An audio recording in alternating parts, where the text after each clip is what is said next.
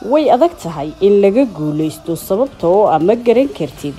xilliga xagga iyo xidiga sayruuqiisu uu gali doono shabaqa xitaa ma qiyaasi kartid jihada uu gantaalkoodu kaaga soo dhici doono goobta aan idinka waramaya maaha goob dagaal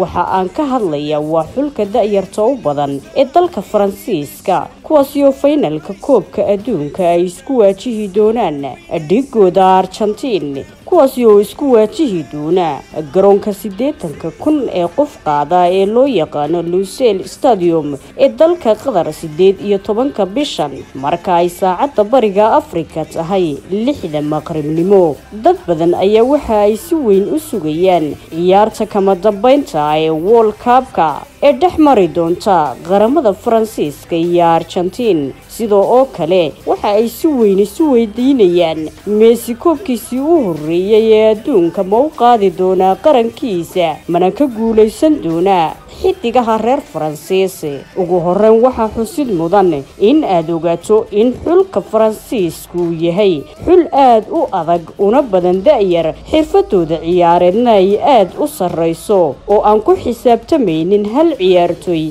sida Mbappé oo kale waxana aad ogaataa in xidigii doona uu gool ka dhalin karo shabaqa kooxda ka soo horjeeda xulka Faransiiska kuwaasi oo aan garan karin laacibkii ay iska ilaalin lahaayeen si ay u xakameeyaan sababtoo oo ah xidigaha reer France mid ka doona ayaa kubadda xadi kara isla markaana soo taaban kara shabaqa Argentina inta lagu guda jiro ciyaarta kama dambeynta ee koobka adduunka haddii aynu dib u eegno saadaasha intii ku horeysay intii aanu bilaabmin tartankan haatan gabagabada ku dhow ka socda dalka Qatar ee koobka adduunka waxa si weyn loo hadal hayay in saddex dal mid un xulkiisu ku guuleysan karo koobka adduunka kuwaas oo kala ah Argentina Brazil iyo Faransiiska saadaashaasi ayaa haatan u muuqata mid suurtagal ah maadaama wadamadii koobkani loo saadaalinayay laba ka mid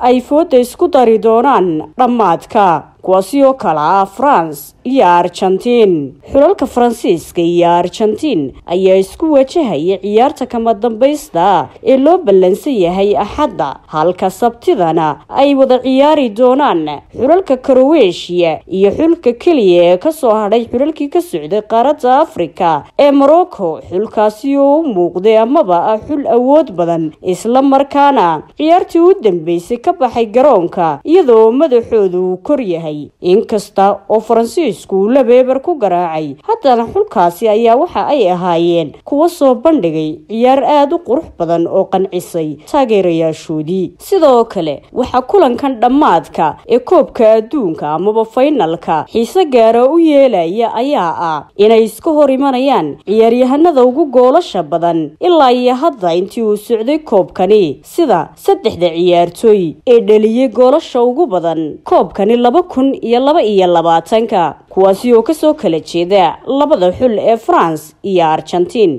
23 jirka reer France ee Mbappé iyo 35 jirka reer Argentina ee Lionel Messi ayaa wada hogaaminaya gool dhalinta iyagoo oo min 5 jeer soo taabtay shabaqa isla markaana kala dhaliyay min 5 gool sidoo kale weeraryahanka reer France ee Giroud ayaa isna dhaliyay 4 gool halka laacibka khadka dhexe ee xulka France Antonio Griezmann uu isaguna haysto 3 gool sidoo kale marka ay isku saf ku jiraan Mbappé, Giroud iyo Griezmann waxa aad u adag in la difaaco oo Argentina ay iska xidho raggaasi iyo weerarada ay soo qaadayaan balse waxa iyadana xusud mudan in France ay la dhibaatoonayso ciyaartoy ka maqan kuwaasi oo guushii France ay ku qaaday koobkii 2018 kaalin weyn ku lahaa ciyaartoydaasi oo ka dhexe xoreysan jiray sida ninka lagu magacaabo Paul Pogba iyo waliba kuwa kale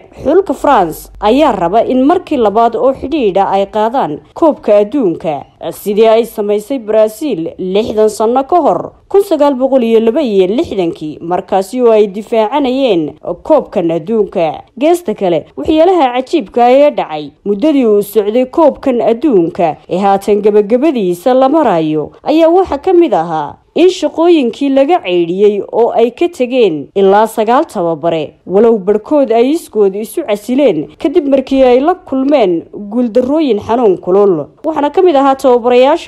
tababarayaashii Holland, Brazil, Spain, South Korea, Iran, Mexico, Ghana, Belgium waxaana u dambeeyay Fernando Santos macallinkii xulka Portugiiska oo ay xiriirka kubadda cagta ee Portugal shaqada ka ceyriyeen kadib markii wareegii 8 ay ku hadheen kooxdii uu horkacayay ee ka qayb galayay koobka adduunka kuwaasi oo dalka Morocco ay sabtidii ku garaaceen 1 gool iyo eber sidoo kale xidiga lagu magacaabo CR7 ama baad u taqaano Cristiano Ronaldo ayaa soo dhaweeyay in shaqada laga ceyriyo macallin Santos kaasi oo 2 ciyaarood kursiga kaydka ku qabtay Cristiano Ronaldo geesta kale xulka Argentina ayaa semi-finalka yimi 8 sanadood kadib iyagoo si xaraga leh finalka ku soo gaadhay kadib markii ay 3-0 ku soo karbaasheen Croatia oo ahaa dalkii ay Faransiisku koobka ka qaadeen sanadii 2018 waxaana xusid mudan in laacibka loogu yeedho mucjisada kubadda cagta ee Messi uu haatan rabo in uu qarankiisa u qaado koobka adduunka markii ugu horeysay maadaama oo in fara badan nasiib darradiisa uu ku guuleysan waayay koobka adduunka si kastaba ha ahaatee waxa aynu sugnaaba waxa weeyaan kulanka xadda dhexmari doona Argentina iyo Faransiiska oo aan awoodooda ciyaareed sidaasi u kala fogeyn hase yeeshee in badan oo kamida dadka ka faallooda ciyaaruhu ay sheegayaan in France ay markani qaadi doonaan markoodii labaad oo xidhiidha koobka adduunka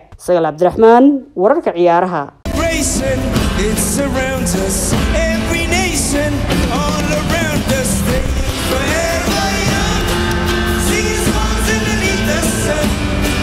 Listen to